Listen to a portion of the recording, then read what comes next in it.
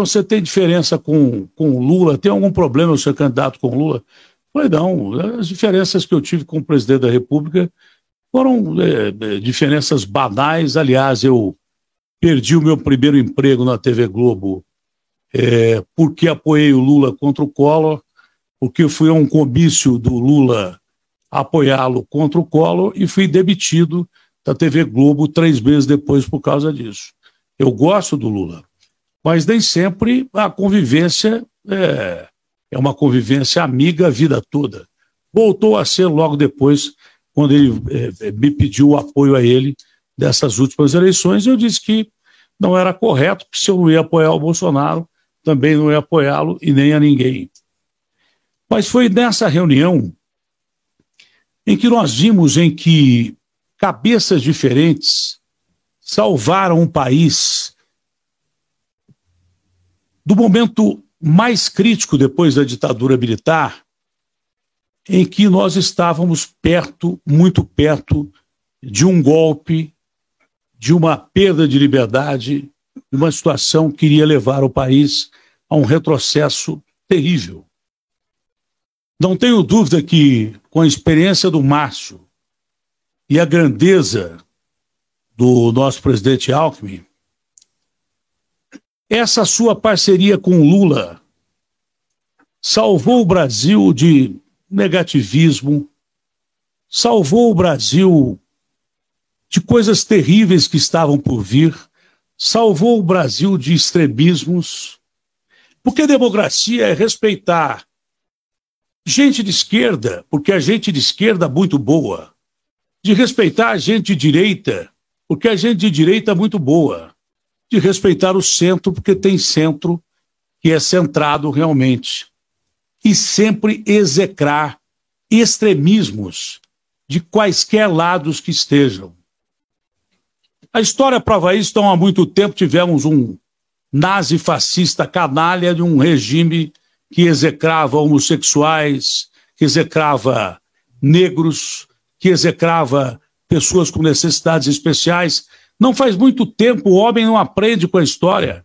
Com a Segunda Guerra Mundial, um regime de extrema-direita fascista que eliminou 50 milhões de pessoas, que matou 6 milhões de judeus. Um regime de extrema-direita. E logo ao lado dele, Stalin matando 70 milhões de pessoas, Mao Tse-tung tirando do povo comida para fazer armas nucleares, regime de esquerda. Extremismo não leva a lado nenhum.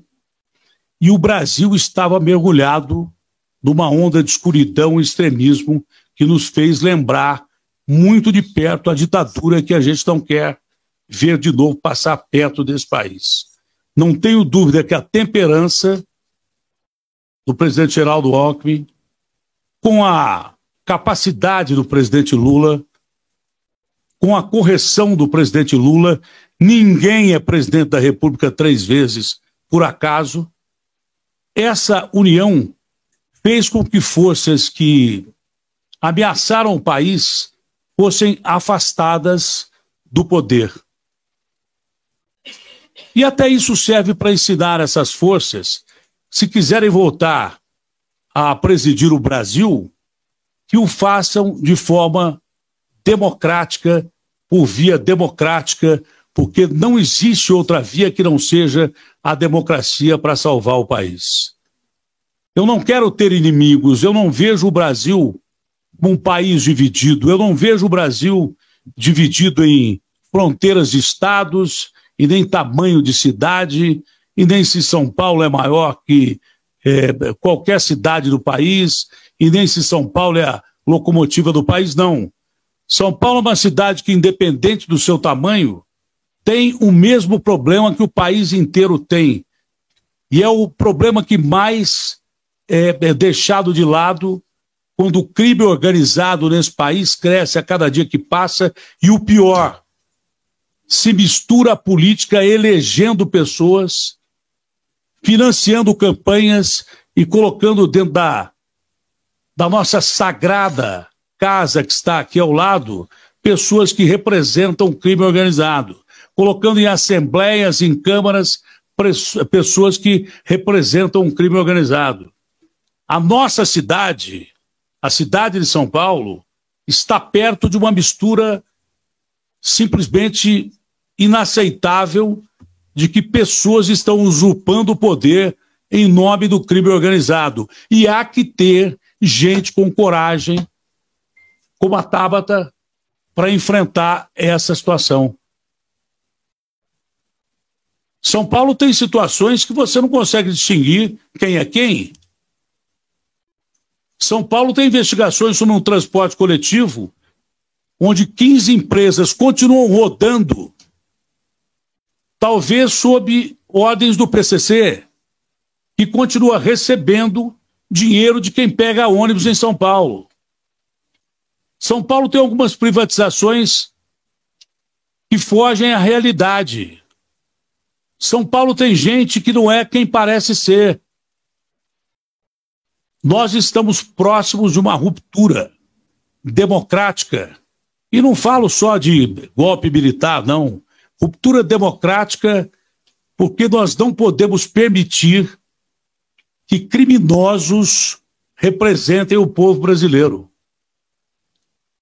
Nós não podemos admitir que o povo brasileiro procure o tribunal do crime para resolver questões que só devem ser resolvidas dentro da lei.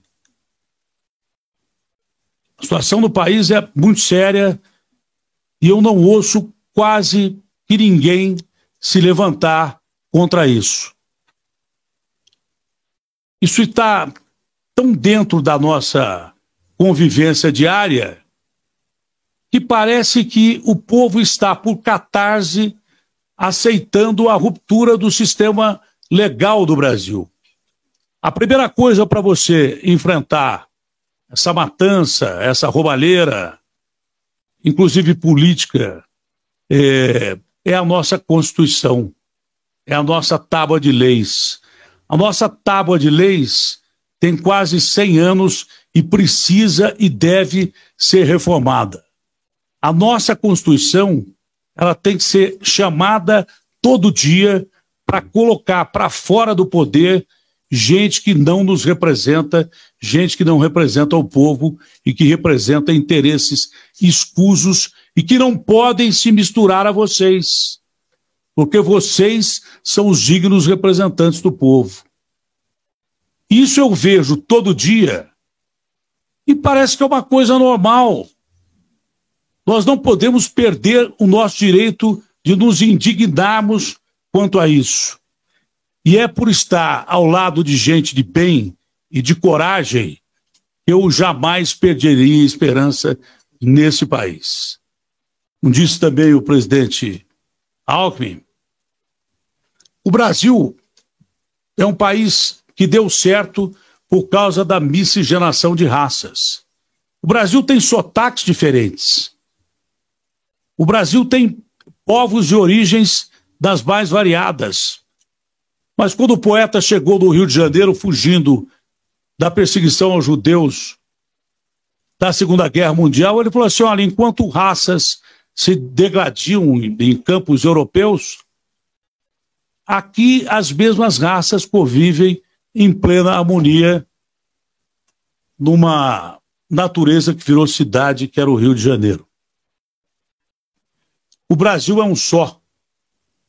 E o objetivo dos senhores eleitos pelo povo também é um só. É lutar por esse povo e afastar desse povo qualquer possibilidade de insegurança habitacional, alimentar.